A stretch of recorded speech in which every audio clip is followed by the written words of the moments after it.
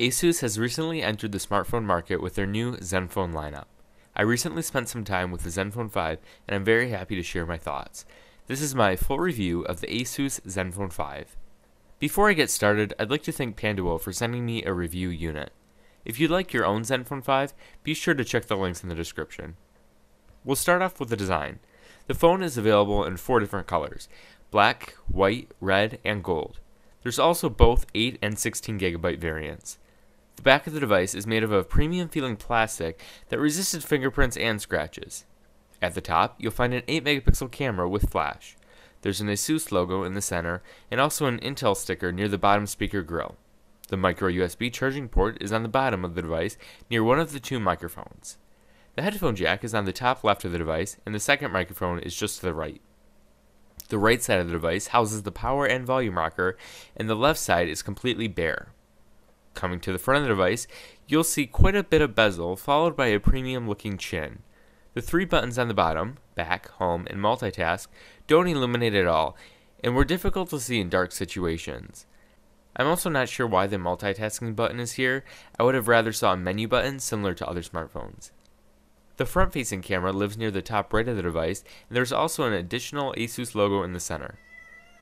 At 145 grams, the Zenfone 5 is relatively lightweight.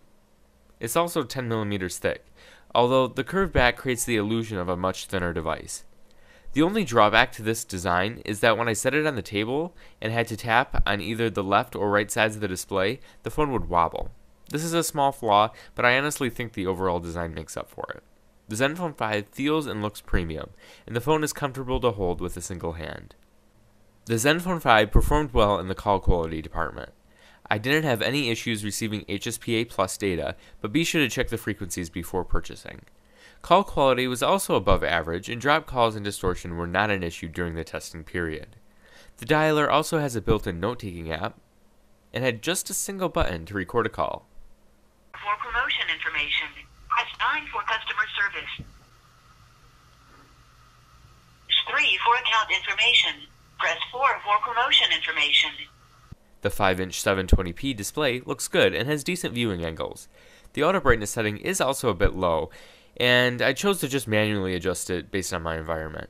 Luckily, the ASUS Zen UI provided a quick and easy way to do this. With just a simple swipe down, the brightness could be adjusted without opening additional dialogues. Sunlight readability was also okay, and the highest brightest setting seemed to be enough for most environments. It is coated in Corning Gorilla Glass 3 and also has a glove mode, which allows you to use the screen while wearing gloves. I really like this feature and wish high-sensitivity touchscreens would make their way to other mid-range smartphones. The Zenfone 5 does have a green notification LED, which flashes whenever you receive a notification. The speaker on the phone was pretty average out of the box, but after the 1.16 update, the quality has greatly improved. It sounds loud and clear, and the audio quality is excellent. I should note that the speaker grill on the back of the device doesn't reflect the actual speaker size. Taking off the back cover, you'll quickly notice that the speaker only covers a fraction of the grill space. I really wish the whole grill was used, and I'm assuming that this was just a design challenge during production, and ASUS could not fit such a large speaker. The speaker also isn't as easily blocked because of the phone's curved design.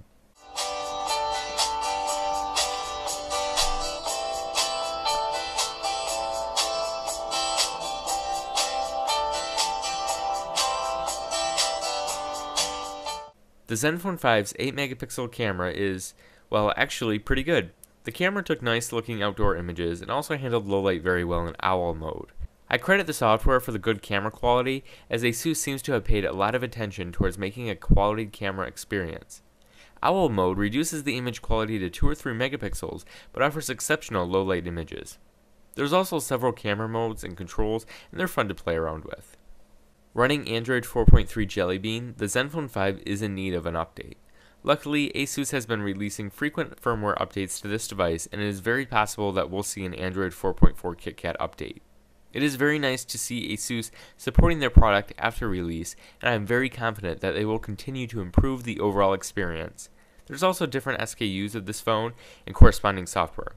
When you buy the Zenfone 5 from Panduo, you receive the CN model with CN firmware. The CN firmware does not include any Google apps nor services, so you'll be missing out on apps such as Google Play Store. The ASUS market and certain apps are also only in Chinese, even when setting the phone to English. If you want a true smartphone experience, you will need to flash the WW Worldwide firmware, which does require some time and can brick your phone.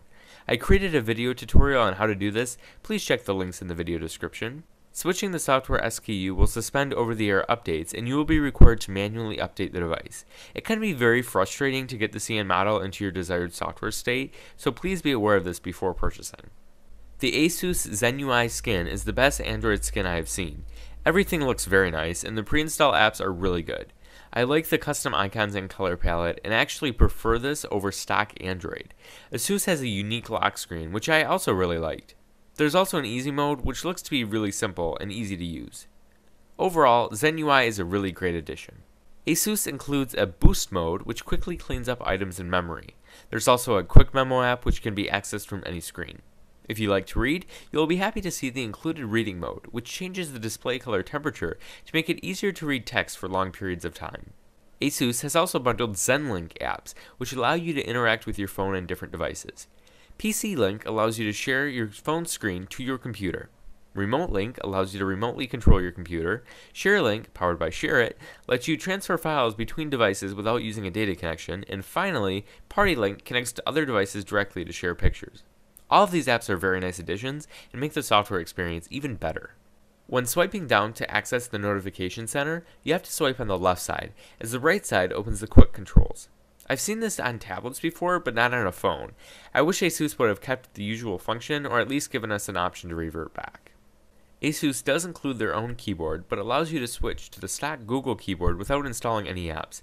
Simply go to the settings to switch between the two. This is very nice, and it's clear that ASUS wants to give users options. Unlike most smartphones today, the ASUS Zenfone 5 is powered by the Intel Z2580 2.0 GHz dual-core processor. This is a very good processor, despite being only dual-core. AnTuTu also reveals comparable benchmark ratings to MTK 6592 octa-core smartphones. This phone is very fast, and it's difficult to notice any slowdown. I originally had some issues with third-party apps, but after the 1.17 update, I haven't had any issues. It's nice to see that ASUS is working on fixing some of the minor issues that the phone shipped with. There's also 2 GB of RAM. High-end games were playable, but they did load noticeably slow and drop frames occasionally.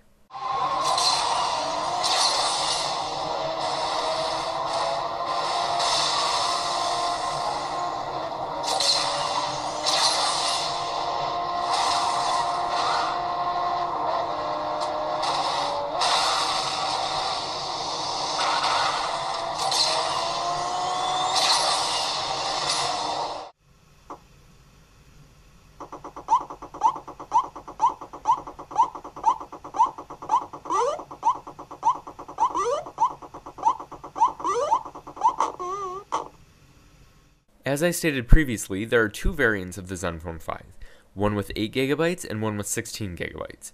There's also a microSD card expansion slot on both models, up to 32 GB. The Zenfone 5 also supports USB on the go, as of the 1.17 update. GPS navigation worked flawlessly on the ASUS Zenfone 5. I should note that some users were experiencing issues, but ASUS released a software update to correct this. The Zenfone 5 is a dual SIM device, so you can use 2 SIM cards in this one phone. Battery life on the phone was fairly average, but I did have some issues making it last through a full day with heavy usage. Light usage was fine, but anything that made the CPU work hard, like games or benchmarking, drained the battery quickly. Luckily, ASUS provides a few power saving profiles and one is turned on by default. The battery is only 2110 mAh and it is built in. If you purchase the ASUS Zenfone 5 from Pandawill, you will receive multiple documents from ASUS, a Pandawill Quick Start Guide, a USB cable, and an AC adapter.